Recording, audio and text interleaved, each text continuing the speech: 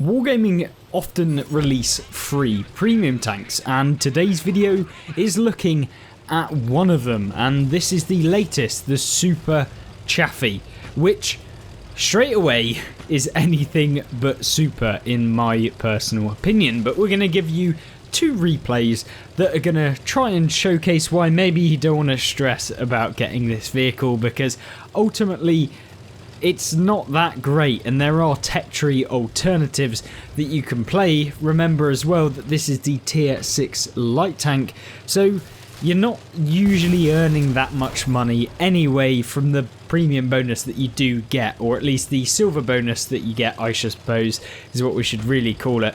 And so yeah, I think you get like 35% extra silver, but remember, tier 6, you're not earning that much silver anyway. But the Super Chaffee, what is special about this vehicle? Well, I guess the key thing that's good about it is the view range compared to the concealment, and you can see that because we are using indeed the concealment or camo net, as well as using advanced optics or coated optics for people that have been around on this game for a little bit longer. Then yeah, that's basically what we're using on this vehicle. But you're seeing here us firing a lot of AP rounds, and that is ultimately what you will have to fire if you decide to play this vehicle, because with the well, I shouldn't say that you have to fire, I mean you don't want to fire is what I want to be saying, because the penetration on these rounds are something like 101 or something ridiculous, which means that most tier 6s that you come up against, your AP rounds just purely can't even get through the armor values that they've got from the front if you're coming up against tier 6 tanks, especially if you are going to be coming up against higher tier vehicles. Then yeah, it's just even worse, and so it's going to be very, very difficult for you to be able to penetrate a lot of these. Now, we've taken the hill area on Cliff, which is a good option. It's definitely one that you can use yourself if you're wanting to have a good game, but remember that it depends upon if you can actually get up here safely at the beginning of the game, and whether or not another enemy light tank is going to do the exact same thing to try and do the exact same thing. So we've got now the Churchill 3 that we've just finished, or Churchill 7, god, I'm having an absolute field day today, and of course finishing off the KV-85 in quick succession. If you can keep the gun singing, the DPM isn't awful, so you can come away with some decent results. But remember, it's all about being able to reliably pen every single round, and that just will not happen. And you're going to see that in this game as we move forward, and of course you've already seen it in a few cases, but yeah, it's definitely something that will affect this vehicle and something you have to be mindful of. There's a VZ44 on the enemy team, as well as the T34 who's just thrown himself off the cliff for 90 damage. But yeah, we've now got the back of the VZ44, which we can attempt to get a bit of damage on, of course aiming for the engine deck, or where we can ammo rack this vehicle, which is the back of the turret. As you can see, we've ammo racked this guy twice, not actual ammo rack, but hit his ammo rack and damaged it, and maybe if we could get one more we might pop his turret, but we'll have to wait and see as to whether that happens. Not that it makes much of a difference since he's on 200 hit points anyway. Now then, in that little engagement we fired all of our premium rounds, and this is what the vehicle is like when you don't have premium rounds. So here's a Tiger 131 side on, pretty much. Definitely can't pen him from the front, can't even pen him from the side, and so what the hell do you do against vehicles like the Tiger 131 with this vehicle? Well, you have to fire premium, but Eclipse, aren't you in a premium vehicle so you can actually afford to do that? Well, no, because this vehicle doesn't, like tier 8s, get that much of a silver boost, and if you're firing premium every single round, if you're firing up against heavy tanks, then you often end up pretty much breaking even with this vehicle, even if you have a ridiculous game, and often even then, if you've missed a few shells, which you're granted to do in this vehicle since it's so fast firing, then you can end up losing a ton of credits, and I mean a ton of credits. So that's one thing to note about the Super Chaffee, and something that you should probably be wondering about yourself as well. Now, for some reason, our team decided to YOLO in one by one. They were going in trying to get damage on the opponents. I have no idea why they were just YOLOing in, but they did. Of course, when they're on 1 hit point worth of damage, yes, of course, why not? Now, we do actually go for the Achilles. We do go for the tracks as well, which is lovely because now we've got him permanently tracked. And then the brain fart goes through the Achilles head, and he decides to go forward instead of back, and we take him out for our 6th enemy destroyed of the game. Now there's a Tiger 131 and a creature on the enemy team. We've done 2,650 damage with 457 assistance in a tier 7 game, which for most cases in a tier 6 light tank would be absolutely fantastic, and you'd probably be looking to win the game.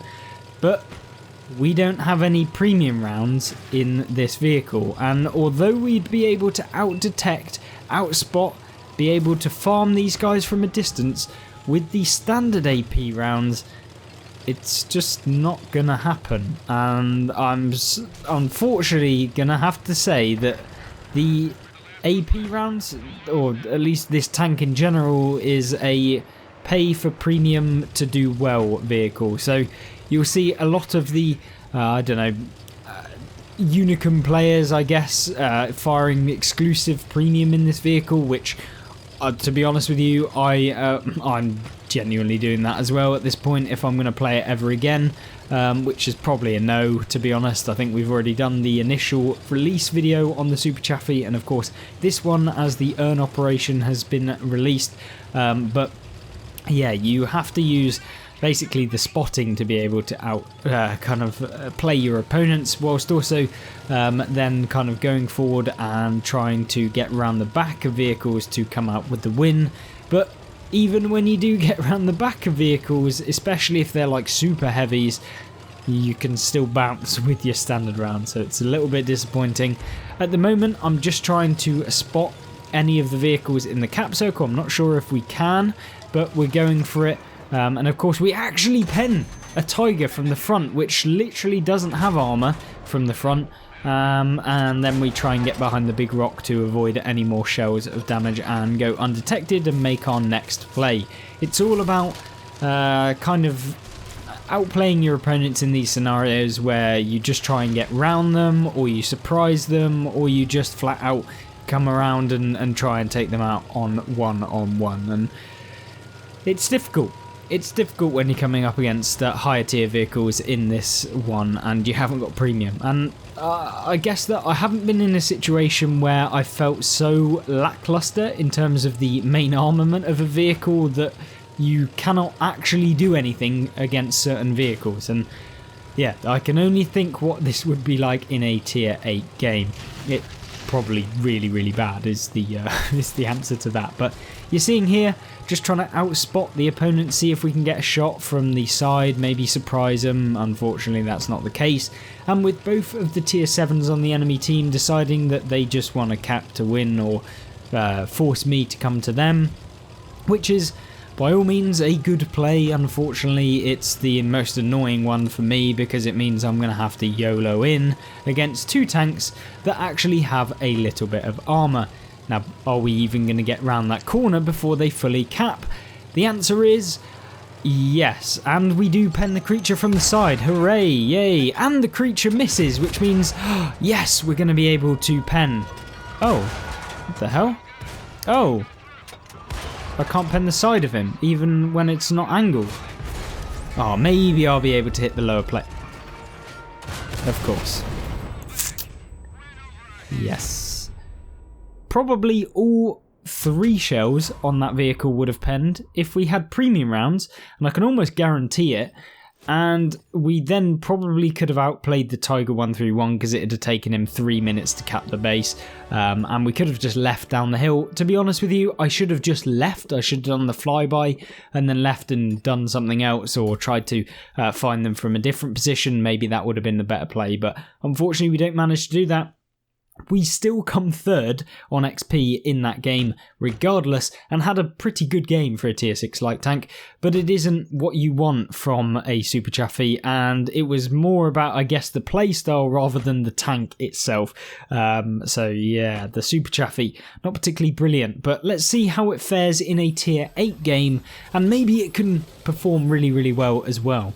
Now, in the very next game we played, it was of course on Fisherman's Bay, and it is a tier 8 game, unfortunately, so we said that, I wonder what it's like in a tier 8 game.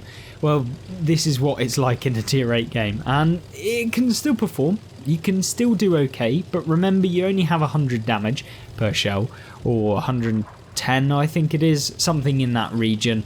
I mean, it's not really that much of a thing because we're after the spotting damage, but in a tier 8 game you can't really spot that well anyway, so pretty much negates the entirety of this tank from being useful in the game, because the view range is not that overpowered, and yeah, you end up not really doing a whole lot in these tier 8 games, especially if there's a tier 8 light tank or potentially a tier 8 medium that's in the game. I'm very frustrated with the back chat who drove into me when I was stationary. Obviously wasn't watching where he's going, super annoying, but there we go, team hindering as usual. But yeah, anyway, moving forward in this game, what can we do? Well, we try and go for the STRV A74, but apparently can't even pin a tank with no armour. So it just goes from bad to worse in these sorts of games, but maybe we can still win. And maybe we can help out the team, and I can tell you from being featured on the channel, we at least give some noteworthy gameplay in this. So what do you do in a tier 8 game in a tank that has like a third of the hit points of tier 8 heavy tanks that you have to face, and has absolutely no penetration even on the premium rounds of this vehicle? The premium is not even good either. Yes, it's not fun at all, and we actually get hit for someone else here, which is fantastic. Either that or he did actually blind fire me. I'm pretty sure it's because the back jet was spotted behind me, but there we go. Regardless, we just need to get some damage on the scoreboard in this game. It's looking unlikely like we're going to win it anyway, because we've given up way too much of the map control. We're pushing into opponents in the town, into the worst place to actually push into opponents. And we've also given up the entirety of the hill position over to the south kind of western area of the map, which means, yeah, it's not looking it's just not looking good at all for our team. So either way, we're going to push down into this area, try and help out the Scorpion and the other tanks that are over here, and then maybe we can get some free damage on the people that are going to be advancing, like this IS-2 or maybe someone else. And it's at this sort of game where it feels like you're beating your head against a brick wall with this Super Chaffee.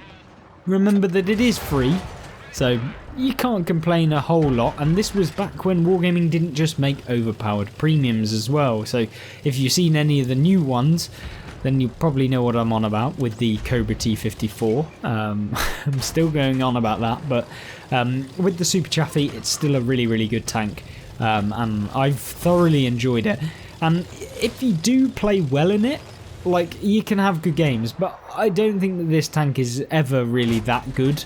And I highly wouldn't recommend it if you're a player that's new to the game. The Super Chaffee is terrible. Like, for anyone that's new to the game, or someone that's trying to learn the game, or trying to play light tanks, this probably isn't the starter light tank that I'd go with, because there's just better light tanks. And actually, the tech tree version of this vehicle, the T37, is probably better than this one, so you can kind of think about that in that way. Now we're trying to go for some damage on the people that have advanced down here, whilst also then trying to get some damage on whoever gets spotted out in the open. And this is what the Super Chaffee is good at, you know, just farming people that are spotted. But even the cider vehicles like the IS-2, which has absolutely no armour for 99% of players that fight against it, for the Super Chaffee it actually seems to have armour. So this is the common case. I mean, at this point I'm not surprised whatsoever, and I'm sure that you guys aren't either. But yeah, you know, you have to work very, very hard to be able to get the damage within this vehicle and to come away with results that actually feel rewarding, because the first game just felt infuriating, and that was in a game where we actually clubbed the opponents. At least for this vehicle we clubbed them. Maybe in something else it wouldn't have been as good a game, but yeah, definitely in this it was a decent one. But you can see here, you really have to work for it, and it's not an easy ride with the Super Chaffee. And if you're after just a nice gameplay, one that you can just kind of have and move forward and get on with your life without having to sweat it out, then the Super Chaffee is just not it. It's not an easy ride, it's not a nice one to play, and yeah, you kind of have to think about that when deciding whether or not you want to go towards this vehicle. Of course, you have to complete the operation or the series of operations to come away with this tank for free. We're now going after the Barask, who's actually spotted. If we can get rid of him, that would be very nice, because that vehicle could take the rest of our hit points super easily. And that's one thing that I, yet again, do not like about these vehicles, is that they get absolutely no health. And when you're playing against Shashkas, who can nearly one-shot you in a tank that reloads in 8 seconds, or like 10 seconds, or whatever it is, yeah, it's not very fun. And that's why in Tier 8 games this is absolutely trash. It's trash. There's no other word for it. It's not good. And yeah, overall, the Super Chaffee, it's not a super tank, even if it has it in the name. And I'm sure if you've played it, you probably have a similar opinion. Of course, people can still have outrageously good games. You can still do 4,000 damage in this vehicle, but there are a hell of a lot of limitations to actually allowing you to do that. And of course, that's what this video was trying to explain. If you have any questions, if you have any queries, if you want to watch some other premium tank gameplay, or maybe you want to check out Tech Tree vehicles, then the gameplay and tank reviews playlist has it all.